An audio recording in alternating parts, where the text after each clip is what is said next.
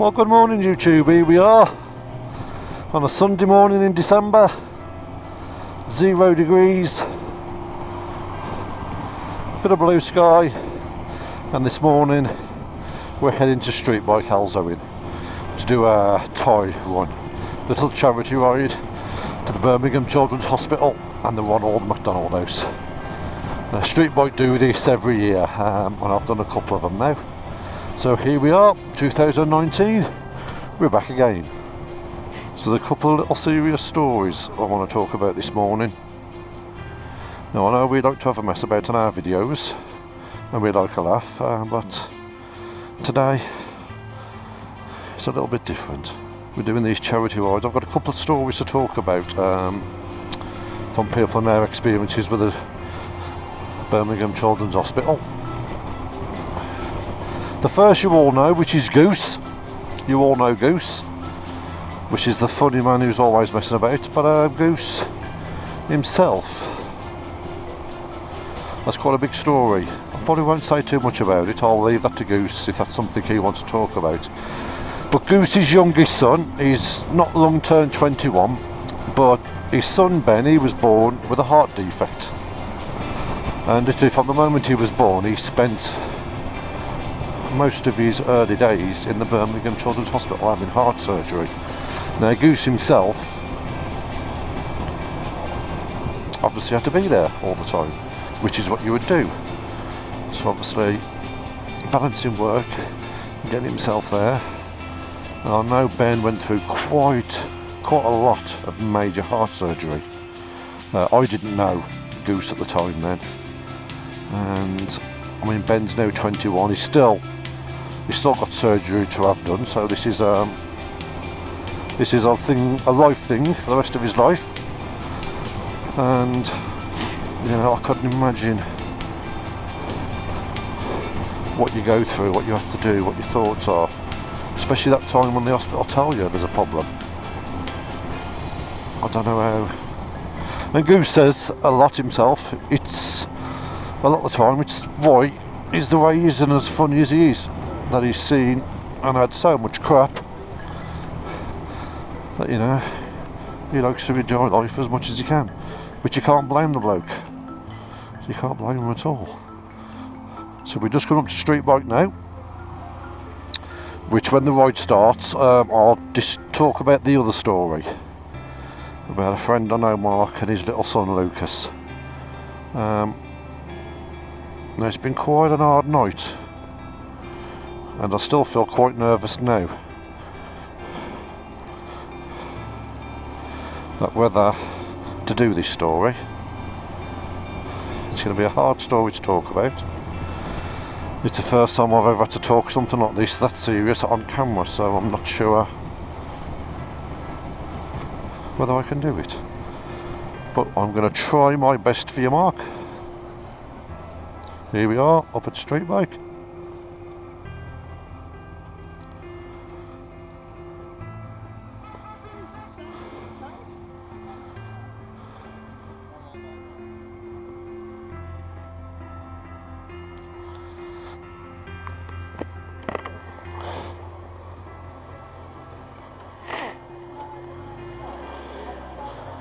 All the bikes here again, all the way round. Can he do it in one? Can he do it in one?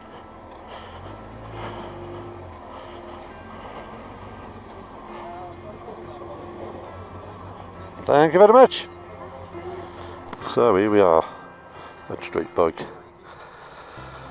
Let's look through the window. You can probably see them all there at the calf, the blood bikers. They always come out in attendance.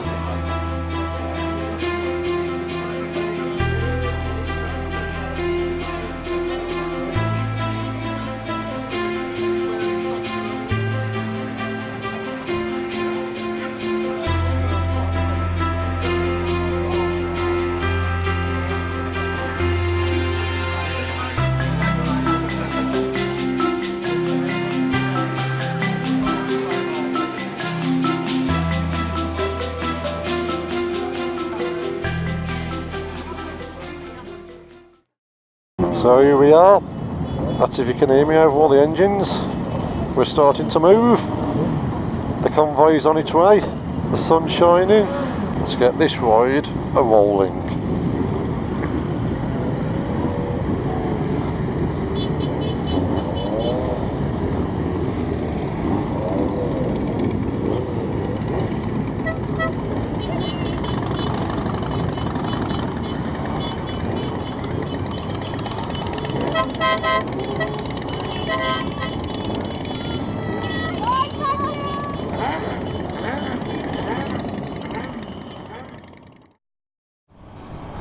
The story I wanted to talk about.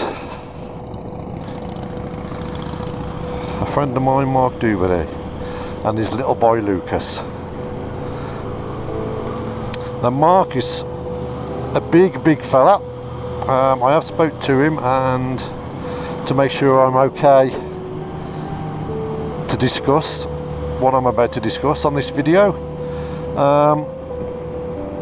But Mark and Lukas have their own little story and experience with the Birmingham Children's Hospital. Now what I'll do is I'll put some pictures up now. All these pictures will be taken from Mark's Facebook feed, from his story. And you can see the pictures of little Lukas, little blue-eyed, blonde-haired kid with a face full of smiles. In June 2016, the little lad, Lukas, was diagnosed with leukemia. Now the type of leukemia he had was lymphoblastic leukemia, which is the white blood cells, and it's commonly found in younger children. Now Lukas was diagnosed with this leukemia, and obviously they had to go to the Children's Hospital to start meeting consultants, find out what treatment needs to be. And at the time when Lukas was diagnosed, he was 3.5. 3.5. Now how on earth do you how do you talk this to a 3.5-year-old?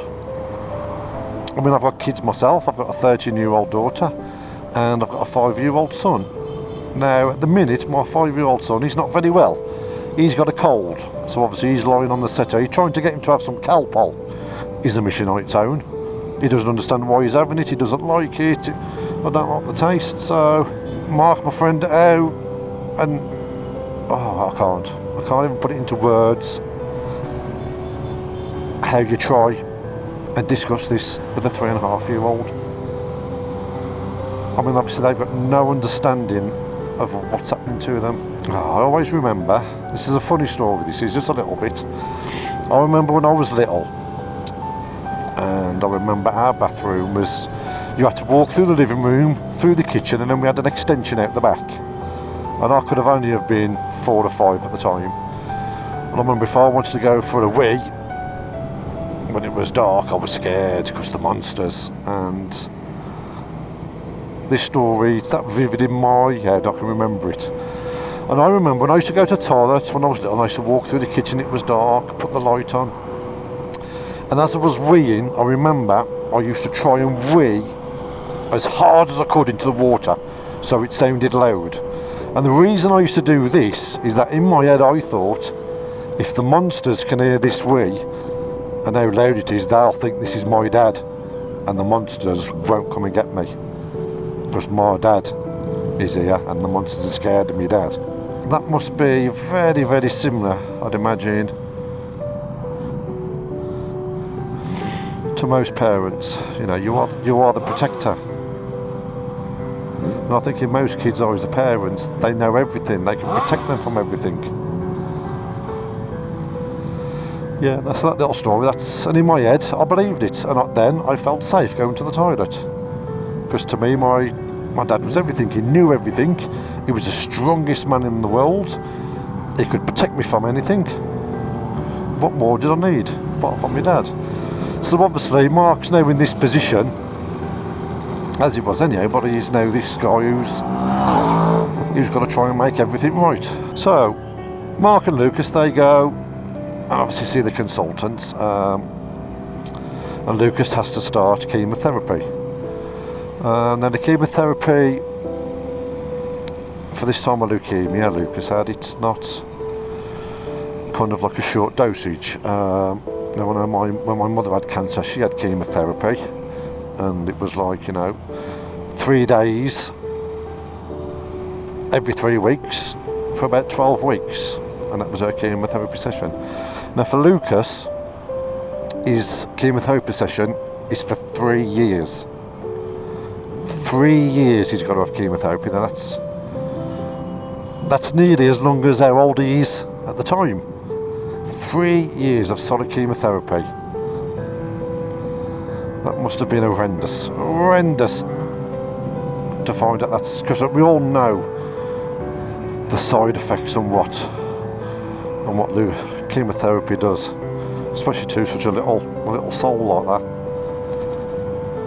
So after 3 weeks of intensive chemo, Lucas is allowed home. So he's had a big session of chemo. So obviously Mark and the family, they can't wait to get him home, spend a bit of time with the family. And then on 26th of August, Lucas goes in for an operation into the Birmingham Children's Hospital, which is going to be one of many. So Lucas has his operation, has more chemotherapy. Then on the 18th of October, he goes back in for another operation.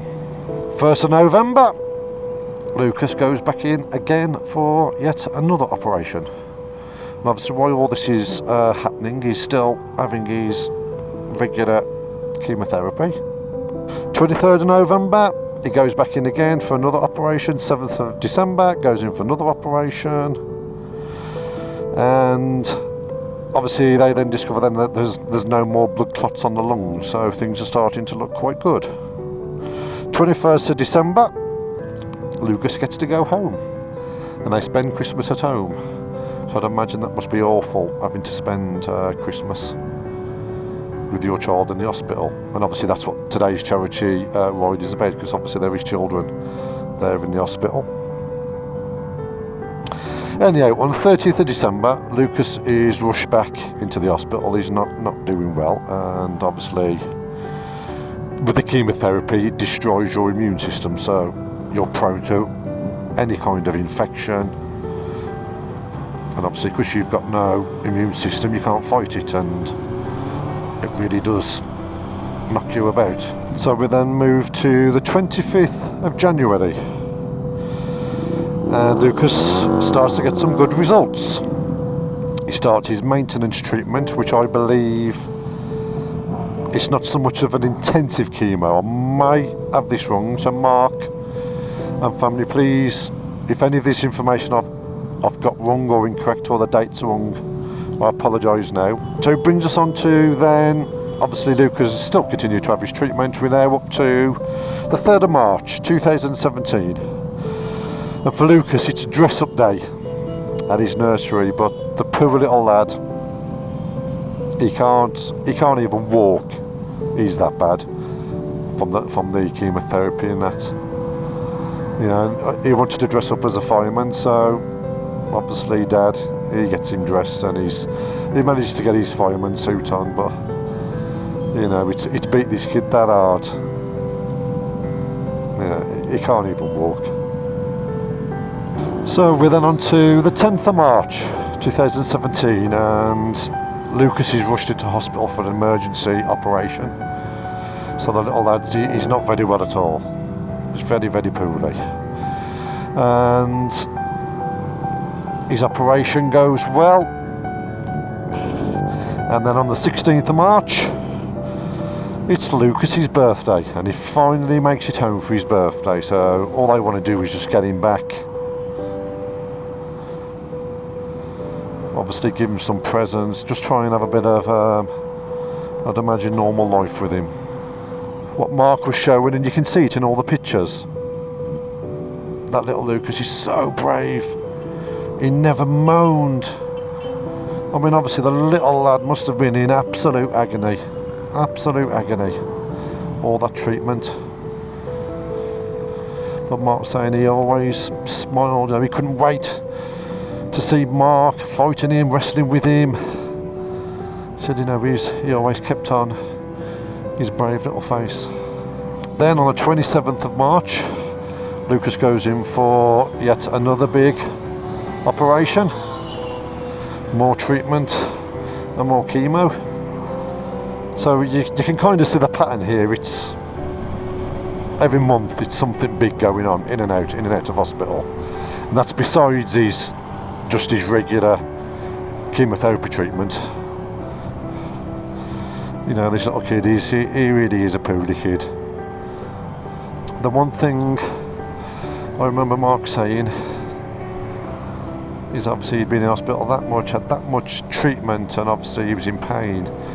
You know, and don't forget this little lad, he was only 3.5 when diagnosed, that he'd forgot how to walk.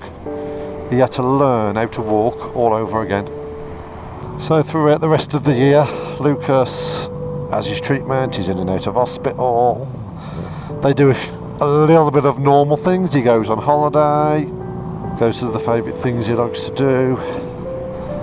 So we make it all the way to March 2018, and it's the 16th, which is Lukas's birthday, and he's 5.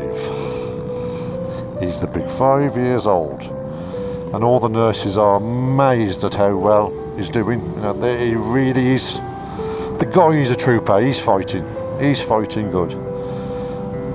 So March the 19th, Lukas gives all the donations he's collected to the Birmingham Children's Hospital.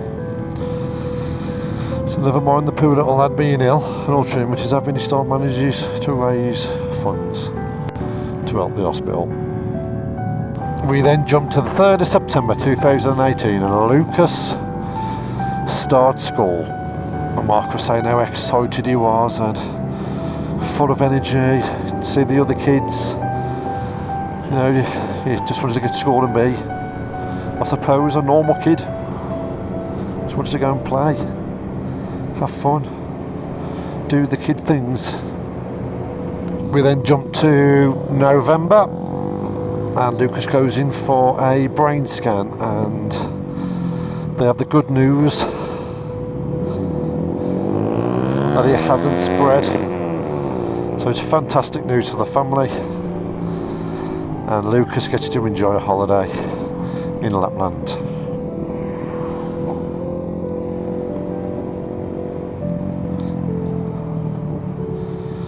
We then jump forward to March the 16th, again Lukas's birthday 2019, and Lukas turned 6.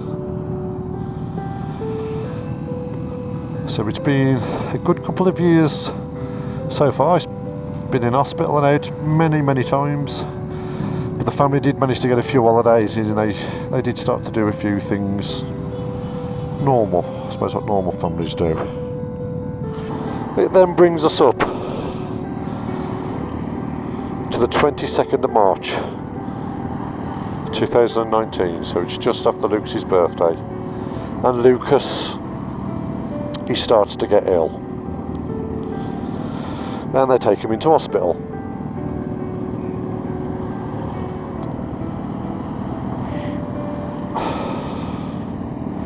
And at this point, Mark gets the devastating news that Lukas's leukemia has returned, and this time it's spread to his head and his spine. So the fight so far, and how difficult that's been, to get hit with that blow. Oh. Honestly, Mark, I can't even say I'd imagine what it feels like, because I can't, mate. I cannot imagine what that must feel like and what it did to you.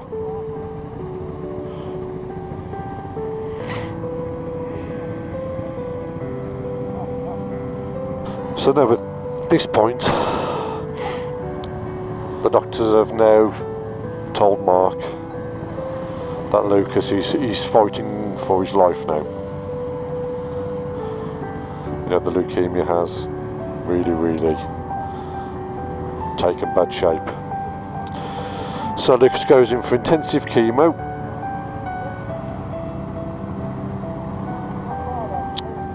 obviously more treatment. The intensive chemo must be, I don't know, I can't even think what that must do to a little lad what's just turned 6.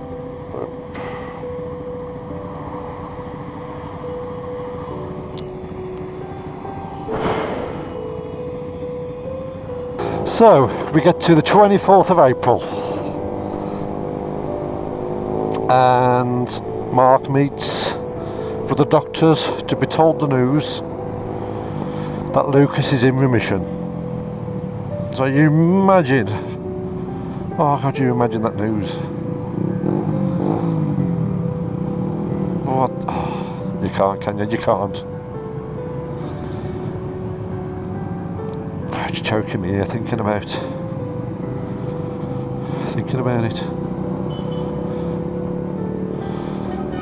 So to finally get that news that, you know, all that fighting you've been done and he's in remission must be amazing.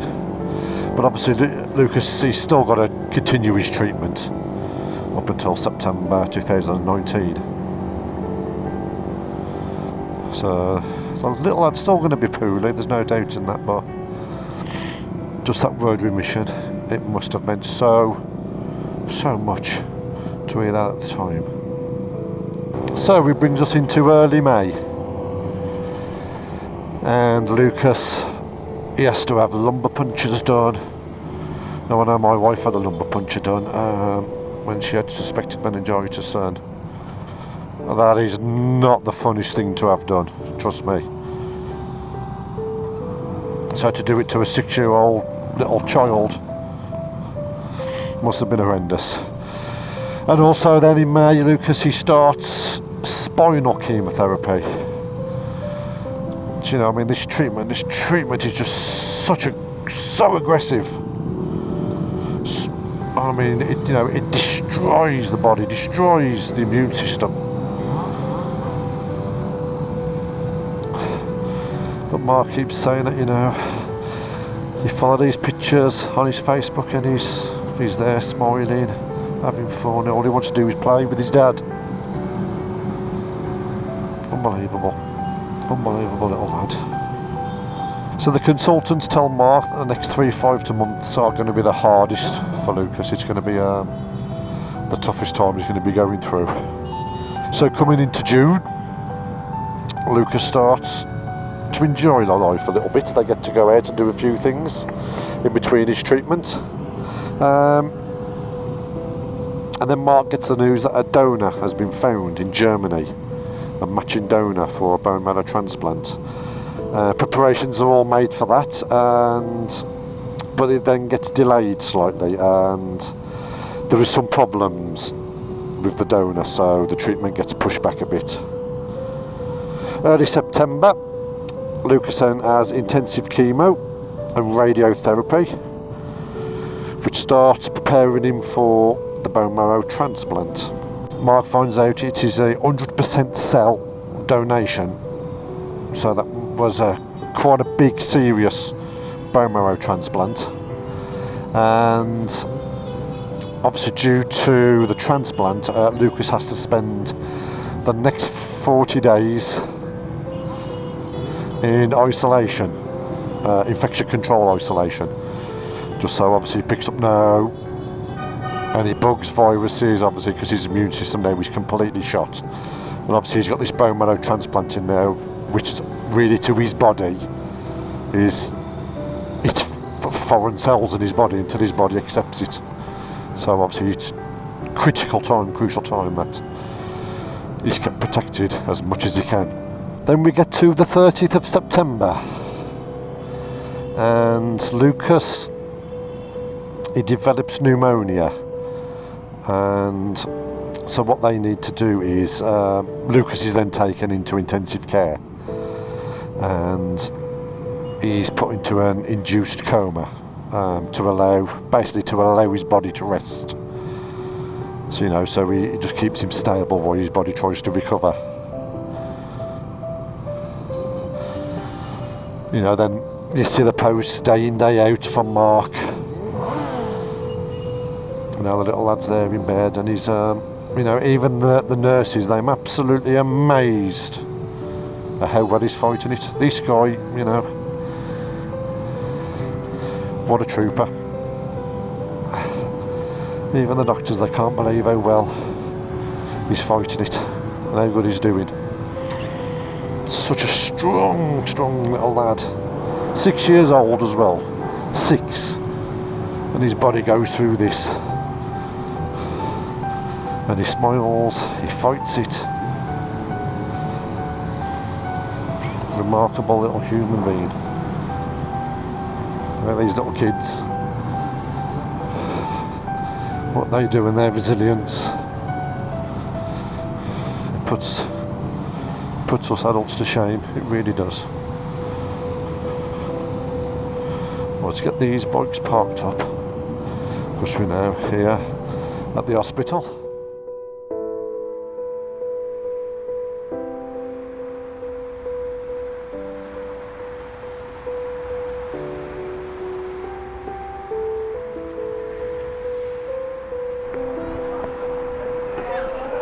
So here we are. This is the Ronald McDonald House.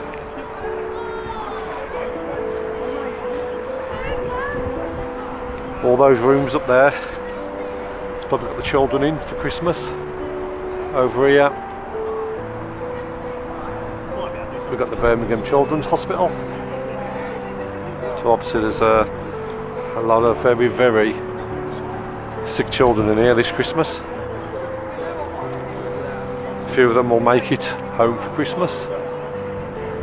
A few of them will probably spend Christmas in here. And I think the sad news and sad reality is there's going to be children in there what's not going to make it home at all.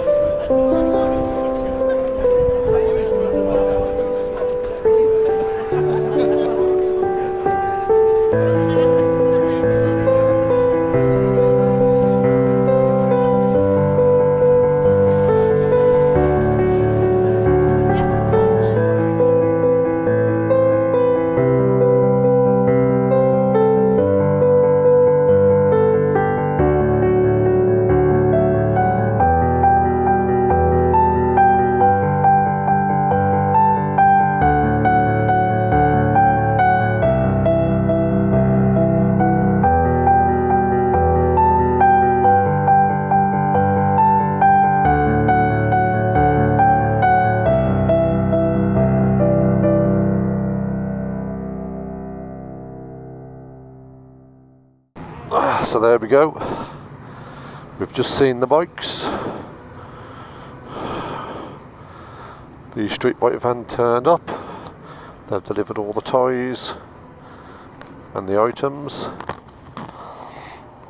So just remember, guys, as well, is when you go through McDonald's drive-through, when you pay at the kiosk, normally the first window you come to, just below the hatch there's normally a little metal box on the wall which says Ronald McDonald House, where you can put your loose change in. Do us a favour, guys, put your loose change in there, because all that change there is what goes to that house there, the Ronald McDonald House. Most people drive past that without even realising what it does. It's a very special place, is the Ronald McDonald House. They look after a lot of sick families. well, they look after sick children, but they also look after the families with them too. So anyhow, we got to the part where Lukas was in an induced coma to let his body heal and repair. And Mark, he was then posting up and following up, and the amazing thing was the feedback he was getting from the nurses. It was amazing. They couldn't believe how much he was fighting. He was doing really, really well. And then Mark, he put a post on his Facebook page on the 13th of November. And what I've done, I've actually got what Mark put on his post here, so I'll just read this out. November the 13th. At 11:20 p.m, my beautiful little fighter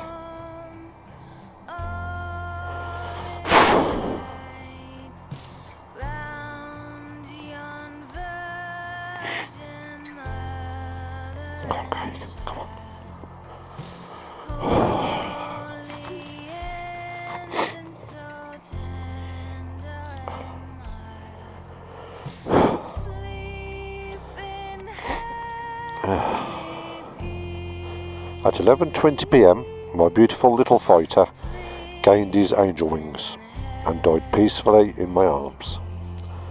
Me telling him how much we all loved him.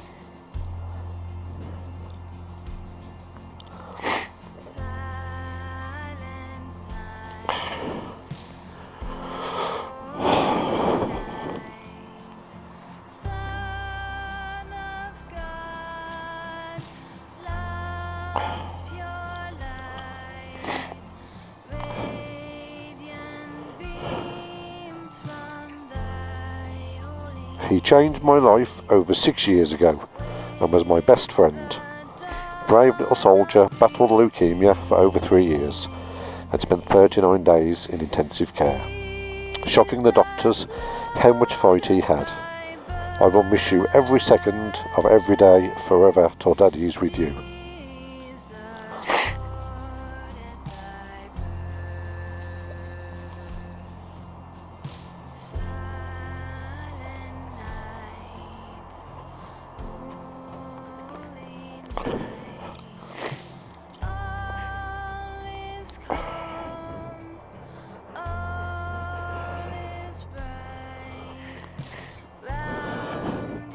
I'm so proud to be able to call you my son. My heart is in pieces, my brave little boy. Lukas, rest in peace, baby. Mark then continues to say, Lukas, baby, you are an amazing, one-off special man who I had the privilege to call my son. Fly high, baby boy. Daddy and everyone loves you.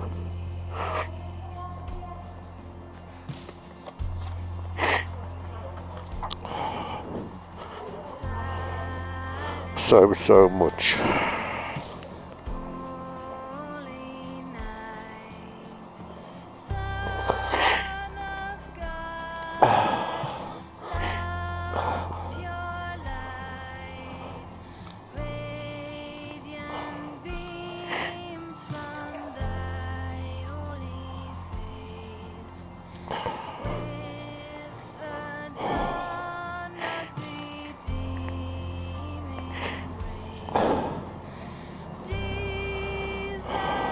Mark, mate.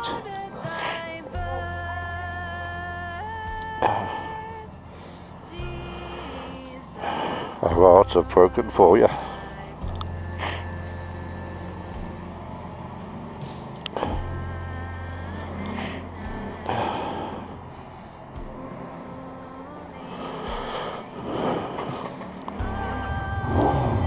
God bless you, little man. God bless you.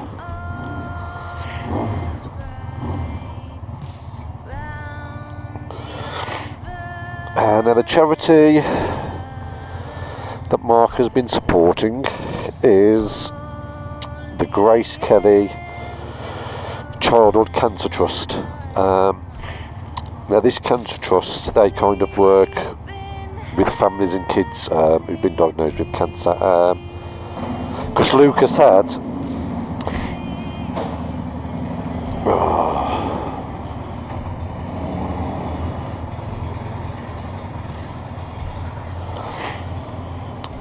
had a younger sister. Now obviously, whilst Lukas was in hospital, obviously Mark spent as much time as he could by you, which you'd want to be there every second of every day. But obviously, you know, Mark still had bills to pay, he's had a mortgage, he has to have a job he needs to try and keep hold of. So these kind of charities, they kind of help and support families who obviously have to devote so much time. But Mark, oh my God, my friend, I know you're a big man, but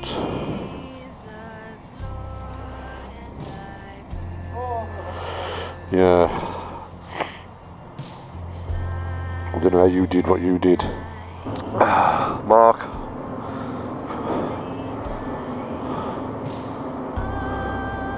our thoughts are with you, mate, for this Christmas. A little Lukas up there. Bless you, little man, bless you. Such a sad world sometimes. A sad world. I hope I got the information right and in the right order for you.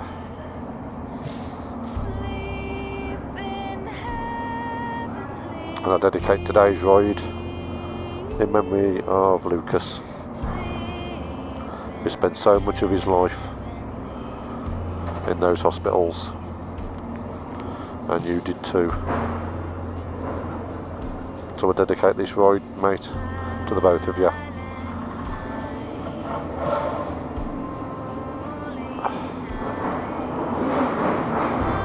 Let's just hope the children out there who are sick today and tomorrow and over Christmas, that their sickness gets cured and they get to come home for Christmas. Big love, mate, big love to you. That's me done. Merry Christmas, everybody. I can't do no more.